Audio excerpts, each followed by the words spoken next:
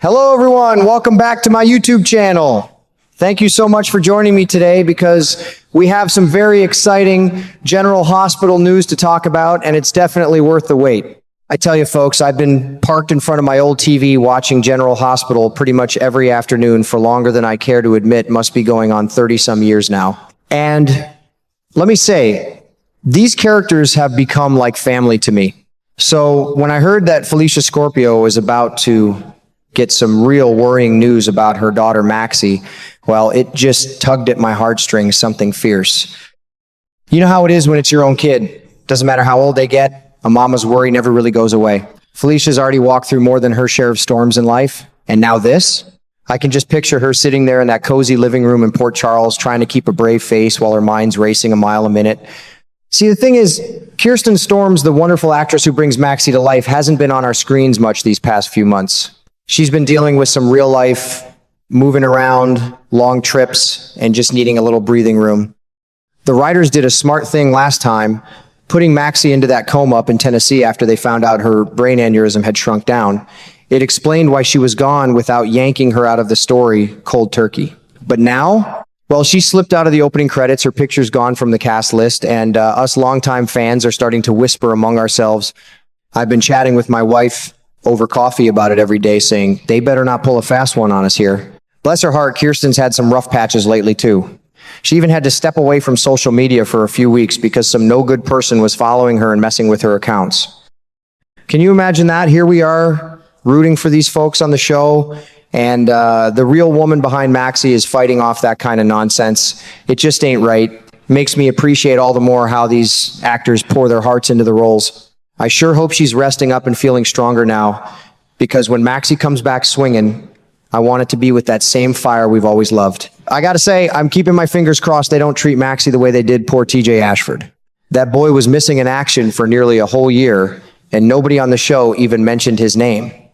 One day he's part of the family, the next poof gone like yesterday's newspaper. I was shaking my head the whole time, muttering to myself, that just ain't how you do family on this show. Maxie's different though. She's got kids who need her. She's right smack in the middle of all the Deception Cosmetics drama. And she's got that big old heart that keeps Port Charles feeling like home. No way the writers are going to let her fade away without a proper story. At least I'm hoping not. Now, the last time we saw Maxie on screen, things were heating up fast. She was asking some pretty sharp questions to that smooth-talking Jen Sidwell about the money side of things. You could feel the tension in the air, like a thunderstorm rolling in over the harbor. And wouldn't you know it, next thing, she's in a coma. I've been turning it over in my mind, and it sure smells fishy to me. Word is Sidwell might have had a hand in slipping something into that fancy skin cream of hers, trying to knock her out of the way so he could grab full control of Deception. That man's got schemes thicker than molasses in January. Meanwhile, Tracy Quartermain's already breathing down his neck, demanding audits on the shipments and telling him flat out he needs to back off. Tracy doesn't play around when it comes to protecting what's hers or what belongs to the people she cares about. And with everything else going on in Port Charles lately, mercy, it's been one thing after another. There was that shocking murder of Marco Rios, and then all the mess swirling around Jason Morgan. The whole town feels like it's on edge, like somebody kicked over a hornet's nest. That's why I wouldn't be one bit surprised if they wrote Maxie into some kind of off-screen kidnapping to keep the story rolling while Kirsten handles her real-life business. It fit right in with the chaos. Maybe Sidwell or one of his shady connections decided to make sure she stayed quiet a little longer. Keeps the suspense alive without losing the character completely. I'm telling you, these writers know how to keep us guessing, and I'm here for every single twist. Still, I can't help but feel for Felicia. She's probably pacing the floor right about now, wondering where her girl is and what fresh troubles come knocking. Maxie's always been that bright spark in the middle of all the darkness, tough as nails, quick with a comeback, and loyal to the bone. She reminds me of the kind of strong women I've known all my life, the ones who keep families together through thick and thin. I reckon when she finally wakes up or comes marching back into town, it's going to be one heck of a reunion. Maybe she'll have a few new tricks up her sleeve, or maybe she'll finally put Sidwell in his place once and for all. Either way, I'll be right here with my cup of coffee, cheering her on like she's my own niece. You know, that's what I love most about this show after all these decades. It's not just drama for drama's sake. It's about folks who feel real, who stumble and get back up, who fight for the people they love.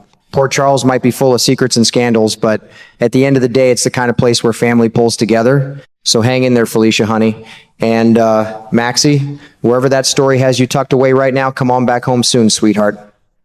The whole town's waiting, and so are we faithful viewers. These old soap hearts of ours just ain't the same without you in the mix. I'll keep tuning in every single day, same time, same chair, and I'll let you know if anything big breaks. Until then, keep the faith, folks. Good stories and good people always find their way back home. I tell you, folks, I've been following General Hospital longer than some of these young whippersnappers have been alive, and I've seen my share of wild weeks in Port Charles, but lately, mercy, it feels like the whole town's been turned upside down. First, Anna Devane goes missing, then Jason gets himself arrested, and now we've got Maxie vanishing too. It's enough to make an old man shake his head and reach for another cup of coffee just to steady the nerves.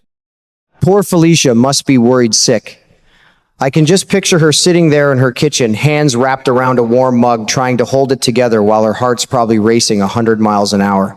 Anna's been like family to Felicia for years. Those two have been through thick and thin together, adventures, close calls, all of it. Just hearing that Anna's gone missing would be enough to keep any mother up at night, pacing the floors and praying for good news. And even though Felicia and Jason Morgan aren't exactly best buddies, that man's been part of the fabric of Port Charles for so long that you can't help but feel a knot in your stomach when trouble finds him. He's got that quiet strength, you know, the kind that makes you root for him even when he's in hot water. But now, on top of everything else, her own daughter Maxie has dropped off the map. Lord have mercy. That's more than any one woman should have to carry. I noticed Felicia isn't out there playing private eye like she used to. She's done plenty of investigating in her time, even helped Anna with some of those tricky WSB missions. But right now she's stepping back a bit, letting her husband Mac handle things as police commissioner. Still, you don't need a badge or a fancy title to see there's a pattern here. 3 big names, Anna, Jason, and now Maxie, all tangled up in trouble at the same time. It doesn't take a detective to connect those dots. My wife and I were talking about it just yesterday, saying how the writers sure know how to pile on the worry for us longtime viewers. The thing that really sticks in my craw is how it all seems to circle back to that slick operator, Jen Sidwell. Last time we saw Maxie, she was poking around his finances, asking questions that probably made him real uncomfortable. Then bam, she ends up in a coma after that suspicious skin cream business. Now she's gone again, and nobody seems to know exactly where she is. I reckon he might have had a hand in this latest disappearance too, and this time it feels even darker because it's off-screen and unexplained. Maybe he figured knocking her out once wasn't enough, so he made sure she stayed out of his way a little longer while he tries to grab full control of Deception Cosmetics. With Tracy already breathing down his neck about those shady shipments, the man's got every reason to want Maxie quiet. It fits too neatly with all the other chaos. The murder of Marco Rios, Jason's arrest, Anna's vanishing act. Port Charles is looking more like a powder keg these days than a peaceful harbor town. Kirsten Storms has been away handling real-life matters, and I sure hope she's doing all right. The way they wrote Maxie into that Tennessee coma last time was clever, but this stretch of absence has us all a little uneasy. We don't want to see another character like TJ just fade away without a word. Maxie's got too much life in her, those kids who adore her, that sharp tongue, and that big heart that keeps pulling her back into every mess in town. She's the kind of gal who bounces back swinging, and I'm counting on the writers to give her a proper story when she returns.